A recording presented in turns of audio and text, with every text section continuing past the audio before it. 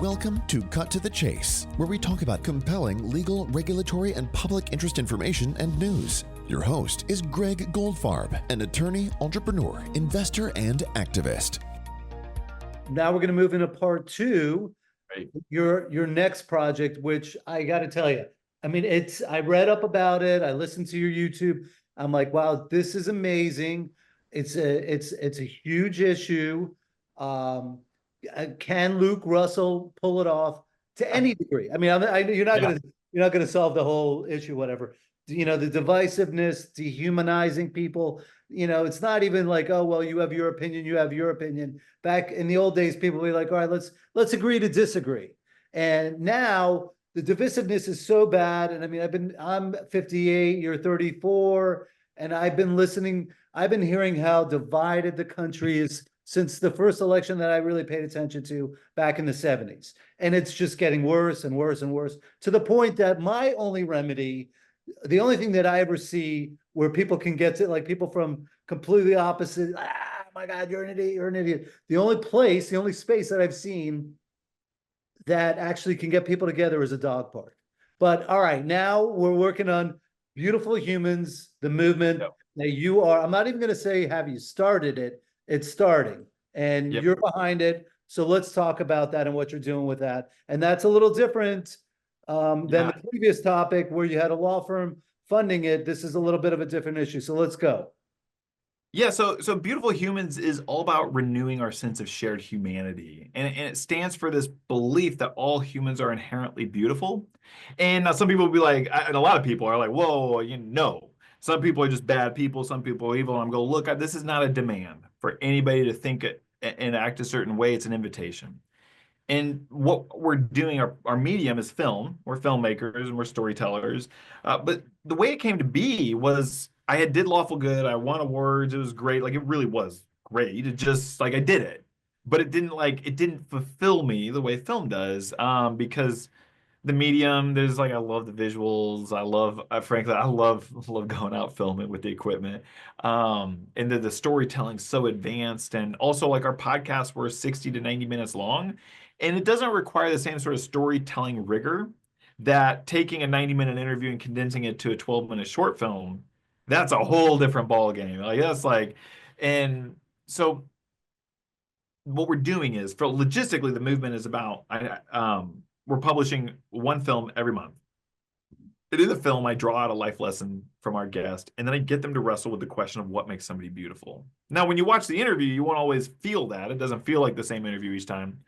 But this came to be because I did Lawful Good. I was like, I need another thing. But I don't know what it is. Because Lawful Good was really valuable for building relationships, like I talked about earlier. And I was like, let's do film. Because the thing was, is I did all this advertising, but I had a podcast, and a great storytelling podcast isn't a one-to-one to advertising. Like, it's like, look how good we are at storytelling. Just imagine how good we'll be at doing your ad copy. And we were great. It's just not the same compared to, hey, we'll do a short film and we do film. And so at first it was like, long term, I want to be able to give my garbage man a beautiful production. And I've told so many people about this wonderful human. All right, we don't, as a society, we are not like, oh man, you grow up and become a garbage man. That's like, you'll impact people's lives. And my garbage man, Cedric, if you could follow him around, you would see people like me on my days, Fridays, when he picks up the trash, people like me running out to the front door, stepping outside, waving to him, and he's honking at people. Not just me. Like, I'll hear him down the road. I'll be driving around the neighborhood, like going to someplace, and I'll see him. Of course, he always recognizes me. I'm driving a Honda Civic. It's not like it's some standout car. And he sees me and honks, but then I see him honking at other people. And, like, here's a man who spreads love and joy as a trash collector. And I'm like, and then when he got a promotion, he actually decided he wanted to go back into the field. And I'm like, man, I'm like, I have stuff to learn from you. He is a beautiful human who I think it's just, I just have so much admiration for him. And I was like, so when we first were like, let's do Beautiful Humans, we'll film people. I also needed no pre-production. Lawful Good required sometimes 1, 2, 3 dozen hours of pre-production, pre-interview work. And I was like, let's be able to just sit down and interview people. And I was going to do just lawyers but then long term, one day when we have enough projects making enough money, I'd be able to give somebody like Cedric the full production suite because I want all kinds of people from all backgrounds. Well, I filmed Joe Freed, and Joe Freed, I don't know if you're familiar with Joe. He's a trucking lawyer. I love this human so much. And we sit down and we film him. And he literally starts opening his mouth. Like his views are like the heart of beautiful humans. And I was like, oh, this is a great first person. And then I was at AAJ in the summer and we were doing a couple more interviews, but it kept coming to this thing of like, my partner, Cass, she's like, why don't you just like go all in on this and use your network? And she's like, you have a huge network. I'm like, well, I don't know, my whatever, head garbage I had going on about myself. But long story shorter, we decided, I was like, let's just go all in. And let's go all in and give every production the full shebang as if we were getting paid. Because it costs us at least $10,000 per film in hard costs and time. So obviously not a out of pocket 10 grand per film, but typically in the vicinity of at least 3 to 4 grand of hard costs, in addition to another 70 hours. So I was like, let's go all in. And what that meant was we were like, well, how are we going to fund it? Rather than go the long term, like one day we'll just self-fund it, which we're self-funding it right now, is we'll ask for people to support it. And in exchange, people get different tiered benefits. So in October, we released the first film, and along with just an invitation for people to be able to sign up and support it monthly for various benefits. And what the goal is, like short term, like I'm including lawyers because it's a great relationship building tool. Also, I just have so many people I know and love in this industry that I'm like, look, like let's do it. But it's like our January interview, our film will be featuring a choreographer, a young choreographer. And so like the first 3 are lawyers, the next 2 will be lawyers again, but we've got some different people lined up. And like I'm in the process of looking for somebody because I want to interview somebody who is deaf. I want to interview. I want to eventually, when we get enough support one day, I want to travel the world and be in remote villages interviewing people where I not only need an interpreter, I'm crossing cultural divides. And because I believe, when I say I believe everybody's beautiful, I'm not talking about their actions. I draw a very distinct separation from a person's inherent value and all the actions and choices. So boundaries, and our culture sucks at boundaries. Boundaries are like, Greg, if you do that, I'm not going to this, I'm not going to that. But as a community, we say, hey, look, like if you're going to steal or murder, we have a boundary. And if you do that, we're going to have a criminal justice process and you're going to go to prison. That's a boundary. I can look at that person and go, I don't want you out in the streets just roaming around. I don't want child sex predators just going about their daily life without consequence. However, it doesn't mean that somebody I vehemently disagree with is not beautiful.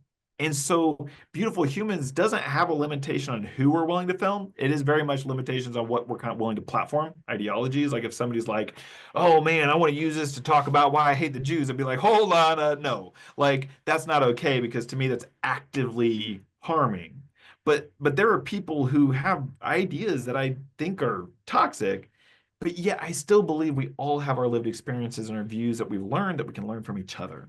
And I know not everybody believes that, but Beautiful Humans is that invitation to say, hey, if you're up for supporting this, I don't know that I can really change culture on this. Like, frankly, I think the forces that benefit from our division are so powerful. I'm not sure if in my lifetime that really changes.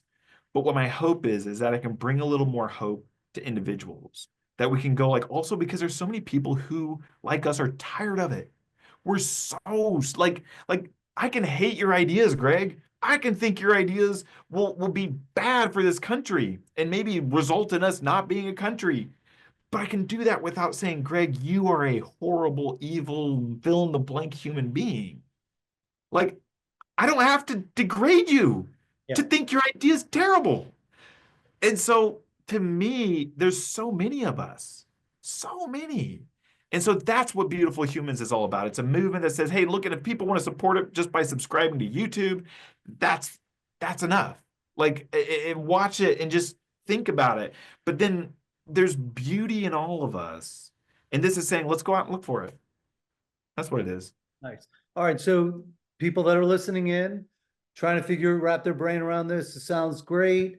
I saw on your platform that you can nominate people to be filmed for this particular. Who would be a good candidate for a nomination? Like, let's say I'm actually thinking about, I have like 15 people in my head, but I don't know, who would be the good fit for you. I don't have a clear-cut answer on that because I'm willing to be wrong and through this. Okay, let me answer that a little bit harder way. Let's take somebody like a neo-Nazi. I did just the whole framework stands against what I value. But also, so do people who have different ideas about fill in the blank group or fill in the blank group, and yet they also have real lived experiences. So if a person who holds such ideas wanted to talk about what it's like to learn to forgive,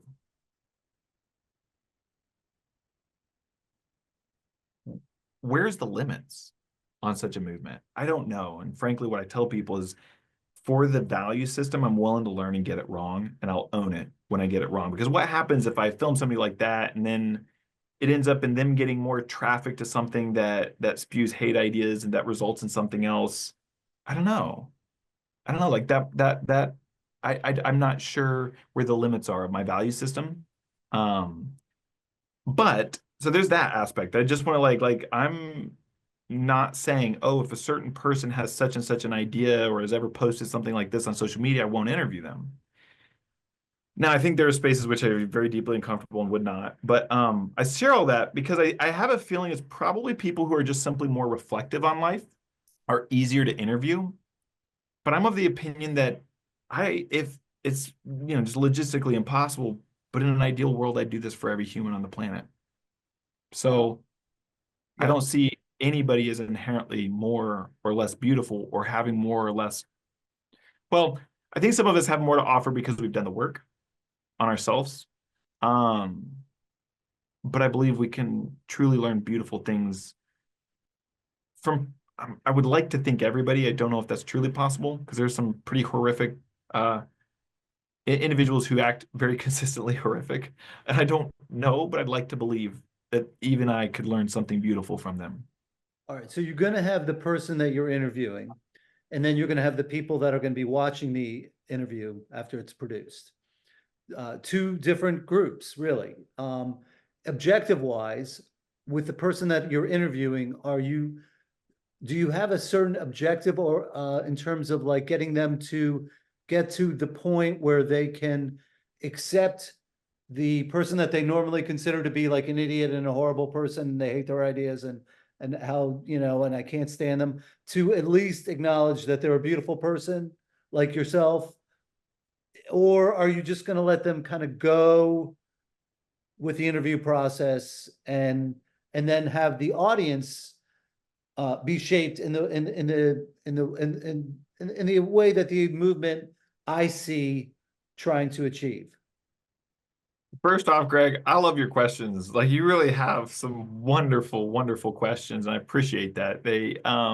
So thank you. So I don't have a clear objective as far as like them to think a certain way because like some people are more cynical in their views and their but it's really so like so the format is I draw out a life lesson. And I get all this kind of story. I really help flesh out like what is it this person views around this idea. And then I go around and I venture over to the world of what makes somebody beautiful. And then people will share. And like one person, this didn't end up in in the final product, but they're like their actions make them beautiful. Okay, let's go back to this lesson you shared earlier. And I just want you to like, and through very methodical questions, I get the person to take this life lesson that they shared has been so impactful and blah, blah, blah, blah, all these things, and get them to wrestle with that question, what makes somebody beautiful? And you can see where people are like, we're not wrestling with a specific, like, okay, you're a fill in the blank demographic. I'm not going to the Palestinian and saying, what do you think of the Jews? And I'm not going to the Jews saying, what do you think of this group? I'm going to the person, I'm just getting them to be like, but what makes them beautiful? What makes anyone beautiful? And I'm not there to tell them, but it's to take that lesson and force them, not force, that sounds so aggressive, but get and really invite them to go, well, how do my views around beauty actually line up with this lesson? And I see people on set have, like, I had one person go, "You've taught me something today," which was, then they were like, "Well, I guess really you led me to my own conclusion." Another person was like, "Wow, you've really challenged the way I think about this." And like, so all it is an invitation to be like, what makes somebody beautiful? And in the process, we're looking at their humanity. And I'm like, huh, like not everybody's gonna like everything each person says. They're not gonna agree with everything, but it's like, okay. It's just looking at that, like, how do we look at each other? How do we live life together when we have wildly different lived experiences, when we have different value systems, when we have different views? So it's not very, to your question, is I'm not, it's not prescriptive, and I'm not trying to get the person to view it a certain way, even though I think my guest might. I know one guest in particular was like, I see what you're trying to get me to say. And I'm like, I'm not trying to get you to say anything. I'm just asking, you said this earlier, and it feels like at wild odds with what you're talking about over here about beauty. And so I'm just inviting them to be like, because I think a lot of us have this where we're like, oh, I value blah, blah, blah, I value, value, value. But then like people who vote this way are bad. And I'm like, well, what about this value over here though? And it's like, do they work together? And do we want to actually ourselves stop and re-examine the beliefs we have about what makes somebody beautiful? Is this going to be a movement that you believe can create tangible, positive results? And I'm not just talking about like one person kind of, maybe tamping down their vitriol, because a lot of people agree that there's so much divisiveness. Yeah, I mean, every once in a while I hear people, oh, it's not that bad. But, I hear more people talking about civil war. I'm not even really sure what they're going to go to war over, but, I want to believe in your, Yeah. your movement. Yeah. I want to believe, I know if there's anybody that can pull it off, it would be you. But I guess my question's out there. You know, I look at my life and I'm like, I'm a visionary innovator who's done things and failed. It didn't work out at all like I hoped to. And I've done things and achieved what others said wasn't possible. And a lot of times when people start movements, they have really grandiose ideas. And that's been a lot of my history. But as I've gotten older, which I'm not very old, but I'm less drawn toward the like, I'm going to change the world because that's a lot of pressure on me, frankly, and it doesn't help. Like, it doesn't help me be more creative. It doesn't help me address the problems. It's just like, and then if I'm measuring, like, am I like, but what I would love, like, so there's a Democrat politician I want to interview out in rural Washington State, and the reason I want to interview her is she's really is like she's in Trump country. Trump won by like I don't know 8 or 16 points in her district, whereas she has continued to carry the vote as a Democratic congresswoman. But what I liked about her is I don't really care about any of her policies. I don't really, honestly, Greg, I don't. I'm tired of policy because I'm just so exhausted with the way we talk to each other. I will care about policy when we can stop degrading, which I do care about policy, so I'm contradicting my own things, but it's just my exasperation is what's showing there. But she's like, we got to stop demeaning people.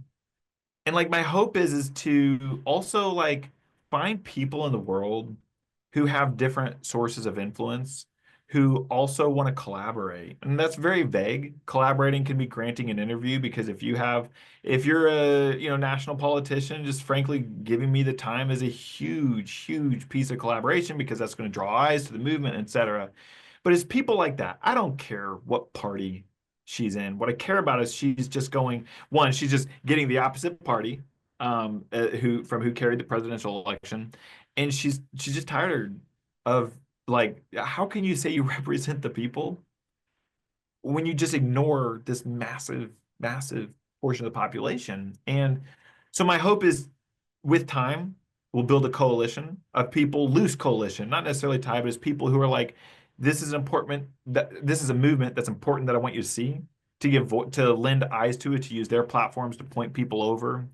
to look for ways we can integrate the value system into different spaces. Because what would it look like? Is it possible for Congress to talk about issues and not hate the humans? Is that possible? I don't know, and I'm not super optimistic, even though I'm a very optimistic person. But if we can build a coalition, like in two, you think with how like social change happens, first we got to get the people who are most on board. I'm not looking for the people who think it is acceptable to call Republicans weird because of their ideas. Nope. Man, I'm still not over that because it's so infuriatingly toxic. And then people tell me all the time why, well, it's not as bad as what they say. And I'm like, I don't care. It's still the same thing. And those people aren't going to be on my side. The people who are screaming vitriol on either side, they think it's great, it's needed, it's justice. That's who they are. I read these articles and comment sections. People think it's like it's morally just to do that. I'm not pursuing those people. I'm looking for the people who are closer to the topic and are more open, like, yeah, you know what? Like, this aligns with my value systems, whether it's because of your religion or your personal values, whatever it is. People who are like, you know what? Like, yeah, I'm tired of this. And so I want to come along with this and help spread the word. And if change is going to happen, it has to happen with like, you have to get eventually enough momentum to where the dissenters realize, oh man, this isn't acceptable anymore. But we've gone from a culture that is not accept, like it's not like I got in trouble for calling my TA in 5th grade a dum dum. All right, a dum dum. I tried to get out of it by saying it's what you call a sucker, um, a literal sucker. So like, but I think about that. That's what I got in trouble for, and I was like, that's not respectful, Luke. Yeah. And I'm like, now those same people are what seems like blindly supporting either party, which it regularly engages in demeaning language. And so my hope is that we could create cultural pressure to go, it's not okay. Talk about the issues. Hate the other idea. Go for it. Tear into it.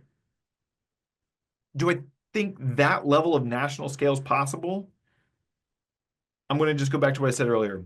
It's a lot of pressure, and I don't see the value of grandiosity because maybe it gets me some extra dollars earlier because people are like, ooh, somebody who's going to change the world. And I'm like, if this works, it's multi-decades. This is You're not talking about a year. You're not talking about a generation either, I think.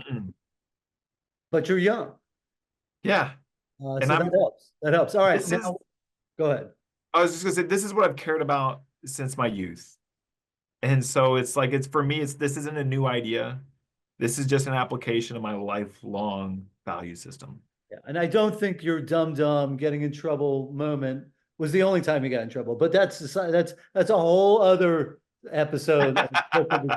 All right, so unlike braving healing, this movement of yours, which is an enormous undertaking, requires funding. You're going to be going out filming people. So a couple things. You mentioned tiers and the benefits. Let's talk about that. Yeah. And I also want to know, where can we, like, are you you're gonna do sort of like an episode and show it on your YouTube channel, or you're gonna put together a documentary? I think you mentioned there was already one that was out that you already did. Well, we've already got 3 films out every single month. We're releasing a film. So the website's beautifulhumans.film. People can go there. You can both find the YouTube channel, the films themselves. And there's also the membership. Membership looks like everything from $5 a month to $300 a month. The benefits going up to including things like having your name in the credits, which allows people to say like, hey, I want to support this, and I get to write it off as a marketing expense. And so there's also like products we produce. We go out and get select products to in the name of the film from that month. So if you're at a certain tier, like, you know, we had mugs, like the first film was Joe Freed, and he made up a word in the film, beautedian. It's like a comedian, but you're going around looking for beauty. So we made a mug that said like beautedian, like the way you like a dictionary where it's like got the word, it's a noun, and like the definition. And then we also, like, that was one product we had that month. And so like this past month was we featured gore in December or November, and we've got a couple products tying into that very much her theme of living unapologetically. So it's kind of fun too. Like, so we've got these things that people are like, ooh, I want like some fun little merch that's beautiful humans. It's tied into specific films. It's not generic. Every single month we're sitting here going like, man, what ties into this person's story? But so yeah, so I said five to $300 a month, and that's our model for like one day. I'm hoping, like, my goal is to get to 10,000 a month as quickly as possible.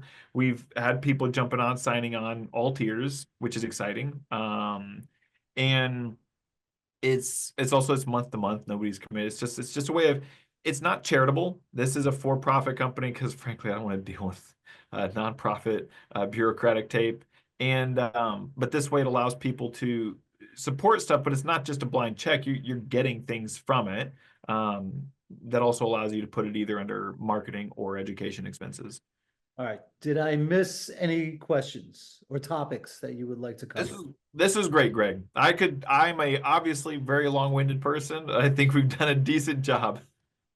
I love it. All right, folks, that's going to do it for this episode of Cut to the Chase with Luke Russell, marketer, producer, filmmaker, starting movements that we all want to happen. We do, and you're going to make it happen. I'm sorry to put the pressure on you, Luke.